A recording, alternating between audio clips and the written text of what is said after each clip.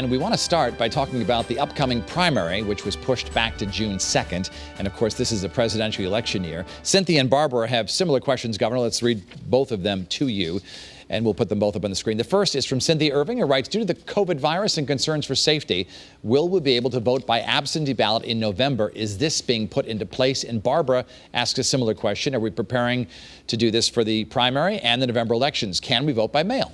What do you think, Governor? Well, Cynthia and Barbara, first of all, we've got to see if we're going to have this primary. As you know, Bernie Sanders has just endorsed Biden, and so has Elizabeth Warren. So the primary may not be necessary. Otherwise, though, we are going to push it beyond June into a later date when we hope it's going to be safer. And you're right. I think these elections, we should have more absentee ballots. That makes all the sense in the world to me. I'm asking seniors to stay at home. We have a stay-at-home order. And at the same time, we're not going to let them vote absentee. So I'm working with the legislature on that to see if we can take care of it. Maria Smith wants to know about this newly created task force that you talked about today. I've seen the members you've assigned to the Reopen Connecticut Task Force. Why are none of them elected representatives or small business owners? Oh, that's not true. I mean, we've got a Republican and Democratic legislator who's going to be on the committee. We've got a lot of small business folks, especially from those trades that were most impacted, say restaurants and hospitality. So we've got a broad group there to make sure we have all the input we need to make the right decisions. Paula Marturano wants to know, it's a two-part question, how can I feel safe leaving the house with no vaccine? And also, when the restaurants do open up, how can I feel safe in a crowded bar or restaurant? What do you think of that?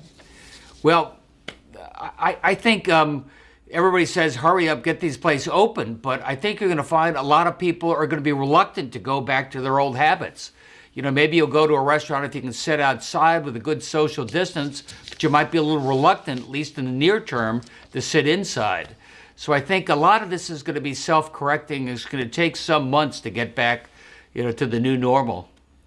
You know, Governor, we talked about this when we had you on a special edition of Eyewitness News just a couple of weeks ago, our coronavirus special, and I asked how you were coping through all of this, and Ginny Bacon asked the same question. She writes, I'm curious as to how you and your family are coping and keeping it together.